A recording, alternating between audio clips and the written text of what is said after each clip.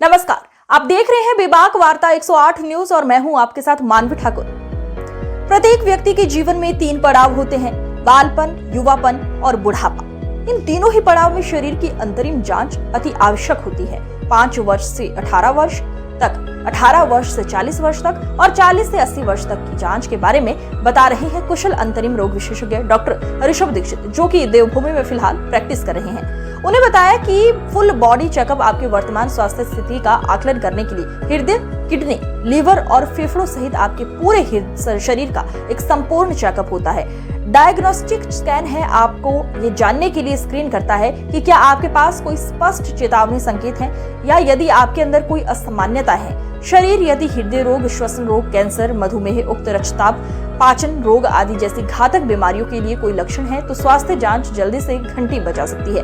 हर किसी को अपने स्वास्थ्य के बारे में जानने के लिए और ये जानने के लिए कि क्या वे किसी असामान्यता या बीमारी से पीड़ित हैं, साल में कम से कम एक बार पूरे शरीर की जांच करानी चाहिए। हालांकि अलग अलग उम्र में अलग अलग जांच की जाती है। ये आपको अस्वस्थ आदतों के प्रति सचेत भी कर सकता है और आपको स्वस्थ जीवन शैली अपनाने के लिए प्रेरित कर सकता है। नमस्कार सभी दर्शकों को प्राइम न्यूज के। मेरा नाम डॉक्टर ऋषभ दीक्षित है। मैं देवभूमि अस्पताल में एज अ कंसल्टेंट फिजिशियन कार्यरत हूँ पिछले 7 सालों से और यहाँ का मेडिकल सुपरिटेंडेंट भी हूँ। आज हम आप सभी दर्शकों के सामने बात करेंगे कि क्या क्या इन्वेस्टिगेशंस या जांचें हमें करानी चाहिए अलग अलग उम्र या एज ग्रुप के हिसाब से। मैं आपको इन सब चीजों के बारे में अवगत कराऊंगा क्योंकि अक्सर काफी बड़ी बड़ी बीमारियां हमारी समय पे जांचें ना कराने की वजह से मिस हो जाती हैं या उनमें देरी हो जाती है। तो आइए जानते हैं किस किस एज ग्रुप में कौन कौन सी जांचें हमें रूटीन में कराते रहना चाहिए। सर, सबसे पहले जो बच्चे हैं उनका उम्र 13 से 18 वर्ष के बीच में कौन कौन सी जांचें लगभग करवा लेनी चाहिए। सर, आमतौर पर 13 से 18 साल तक जब हम लोग छोटे थे तो हमारे को तो आज तक याद नहीं कि हमारे को कोई जांचें कराई गई, लेकिन अब जब हम प्रैक्टिस में आए हैं हम देखते हैं जो रूटीन टेस्ट होते हैं जैसे कि हीमोग्लोबिन, खून की कमी होना, ब्लड ग्रुप आपको पता रहना चाहिए कि आपका ब्लड ग्रुप क्या है। छोटे बच्चों में अगर मोटापा बहुत ज्यादा हो रहा है तो थायराइड की बीमारियां बहुत ज्यादा आजकल हमारे सामने आ रही हैं। आजकल मोटापा अपने आप में बहुत ज्यादा बीमारियों को आगे जाके बहुत सारी बीमारियों को घर देता है। तो उनका कोलेस्ट्रॉल, बच्चों में थायराइड, बच्चों में शुगर, इस एज ग्रुप पे अक्सर होता है कि बच्चे का वजन नहीं बढ़ रहा है, बच्चा बहुत कमजोर है, तो ऐसे केसेस में बच्चों की हम शुगर कराकर देख लेते हैं। बाकी अगर कोई आंखों की जांच कराते रहना चाहिए नियमित तौर पर, क्योंकि आजकल मोबाइल स्क्रीन टाइम, बच्चे ऑनलाइन क्लासेस कर रहे हैं, टैबलेट्स का बहुत ज्यादा यूज है, टीवी बहुत ज्यादा देख रहे हैं, तो इन सब चीजों के लिए उनका आंखों का भी रेगुलर एनुअल चेकअप होना चाहिए। तो बच्चों में हालांकि इन्वेस्टिगेशंस बहुत कम है बट इतनी मिनिमम इन्वेस्टिगेशंस हमें बहुत ज्यादा जरूरी रहती है। बाकी अगर कोई सिम्टम बच्चे में दिखते हैं कि उसकी सांस फूल रही है भागते हुए या उसको छाती में दर्द हो रहा है तो एक्सरे, इको या आगे की इन्वेस्टिगेशंस आप अपने फिजिशियन को या डॉक्टर को दिखाकर आगे करवा सकते हैं। डॉक्टर साहब, जिस तरह से 18 से 39 यानी 30 इयर्स जो महिलाएं हैं उनकी किस तरह की स्क्रीनिंग होनी चाहिए। सर, स्पेसिफिकली 18 से 39 ईयर ओल्ड की महिलाओं को बेसिकली जो प्रॉब्लम्स क्लिनिकल प्रैक्टिस में आती हैं, इरेगुलर पीरियड्स, वेट गेन, उन सब की आती है। तो उन सब चीजों में हम लोगों को क्या कराना चाहिए कि एक सबसे पहले थायराइड को रूल आउट करना चाहिए।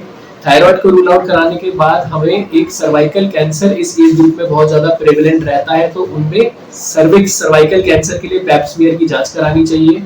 दूसरी बात, छाती में गांठ होती है, कई नॉर्मल गांठें होती है, कई खतरनाक गांठों का भी रूप ले लेती है जिसको ब्रेस्ट कैंसर बोला जाता है, तो इसके लिए मैमोग्राफी होती है, वो कराना चाहिए। प्लस ये वाला एज ग्रुप जो है, इस एज ग्रुप में आजकल देखा गया है कि पेशेंट को वजन बढ़ना, शुगर होना, बीपी होना या फिर कोलेस्ट्रॉल बढ़ना इत्यादि होता है। और फैटी लिवर आज की डेट में बहुत ज्यादा एक बीमारी निकल कर आ रही है जो कि वैसे तो साइलेंट रहती है, बस पेशेंट मोटा होता है, लेकिन अगर उसका फैटी लिवर टाइम पे ठीक ना हो तो वो उसके आगे जाके लिवर को इंजर कर सकता है और आगे जाके और प्रॉब्लम्स जैसे कि हार्ट की और ब्रेन स्ट्रोक्स की वो सब प्रॉब्लम्स हो सकती हैं। तो इन सब चीजों के लिए ultrasound, lipid profile, kidney function, liver function test खून द्वारा, सर्वाइकल कैंसर के लिए जैसे मैंने स्क्रीनिंग बताया था तो पैप स्मीयर होता है, और अगर ब्रेस्ट में कोई डिस्कम्फर्ट या गांठ महसूस होती है तो मैमोग्राम करके उसको हम डायग्नोस कर सकते हैं। तो सर, इसी एज ग्रुप में मर्दों के लिए क्या जांच होनी चाहिए, men's for men's. Sir men's के लिए भी जैसे मैंने पहले भी इस एज ग्रुप में फीमेल्स को बताया था, तो फैटी लिवर, किडनी फंक्शन और कोलेस्ट्रॉल की बीमारियां, शुगर स्क्रीनिंग, थायराइड स्क्रीनिंग, ये सब कराते रहना चाहिए। और एनुअल हार्ट चेकअप भी हमें करा लेना चाहिए 35-40 वर्ष के बाद, जिसमें जो ईसीजी से ही हमारा डायग्नोसिस हो जाता है। डॉक्टर साहब देखें अब हम 60 वर्ष के आयु के पास पहुंच गए हैं जी और जब आदमी रिटायर होता है तो घर में पहुंचता है, काम भी नहीं करता। जी जी जी। तो कहीं ना कहीं अब जब वो घर में फिजिकल फिटनेस पे भी ज्यादा ध्यान नहीं देते बहुत सारे लोग, उस समय आपकी क्या टिप्स रहेंगे बोथ मैन एंड वुमेन दोनों में? सर मैन एंड वुमेन दोनों में सबसे पहले तो जैसे मैंने पहले ही बताया, शुगर की स्क्रीनिंग, बीपी की स्क्रीनिंग, 60 से अबव हमारी हार्ट की स्क्रीनिंग बहुत जरूरी होती है। कोलेस्ट्रॉल लेवल्स, एलएफटीज, शुगर, थायराइड, और इस एज ग्रुप में विटामिन की डेफिशिएंसीज बहुत कॉमन होती है, जैसे कि विटामिन डी, विटामिन B12, और कैंसर्स की स्क्रीनिंग भी हमें करनी चाहिए। तो सालाना चेस्ट एक्सरे, अल्ट्रासाउंड होते रहना चाहिए। और पुरुषों में खास करके प्रोस्टेट की समस्या इस एज में आ जाती है। जैसे जैसे बुढ़ापे में हमारे बाल सफेद होते हैं, हमें मोतिया हो जाता है, वैसे ही फिजियोलॉजिकली हमारे कदूज बढ़ना शुरू हो जाते हैं। कई तो नॉर्मल बिनाइन गांठें होती हैं जो खतरनाक नहीं होती, उनको हम ऑपरेट या उनमें इंटरवेंशन हम तभी करते हैं जब मरीज की क्वालिटी ऑफ लाइफ खराब होती है, जैसे उसे रात को बार बार उठ के पेशाब जाना हो या कुछ हो। लेकिन कुछ गांठें प्रोस्टेट की कैंसरस भी होती हैं, उसे टाइमली अगर हमने पकड़ लिया और उसको निकाल दिया तो वो कैंसर हमारे पेट में या बॉडी में फैलता नहीं है। काफी पुरुष हम देखते हैं कि बस पेशाब में दिक्कत है, लोकल डॉक्टर ने दवाई लिख दी, उसने जांच नहीं कराई और बाद में 1-2 साल बाद पता चला कि उसको कैंसर था और अब वो पूरे पेट में फैल चुका है। अगर लोकली प्रोस्टेट में रहता है तो निकल जाता है। तो कैंसर की स्क्रीनिंग बोथ मेल और फीमेल में हमें एनुअली कराते रहना चाहिए। लास्ट में मैं आपसे ये कहना चाहूंगा कि प्रत्येक लाइफ स्टाइल या पड़ाव पर आपने अपना सब कुछ बताया, किस तरह टोटल ओवरऑल हर व्यक्ति, हर एक एज का व्यक्ति किस तरह से अपना स्क्रीनिंग करा सकता है? क्या क्या जांचें मुख्य होती है डॉक्टर साहब? सर मुख्य जांचें जैसे मैंने आपको बताया एज ग्रुप के हिसाब से होंगी। अब प्रोस्टेट की स्क्रीनिंग हम जैसे बच्चों में नहीं करेंगे और ब्लड ग्रुप वगैरह की जांचें हम अडल्ट में नहीं करेंगे, तो सिम्टम्स के हिसाब से और एज ग्रुप के हिसाब से अलग अलग इन्वेस्टिगेशंस होती है।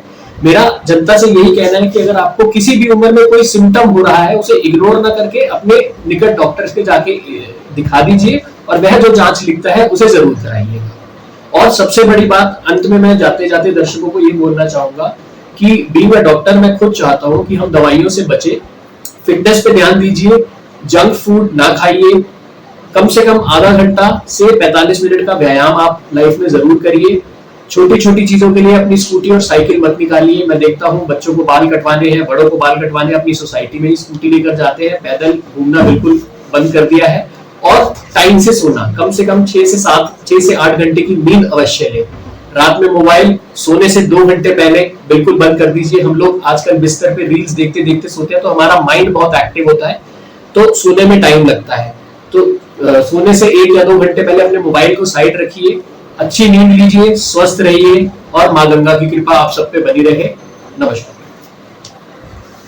आज की खबरों में बस इतना ही। देखते रहिए बेबाक वार्ता 108 न्यूज। नमस्कार।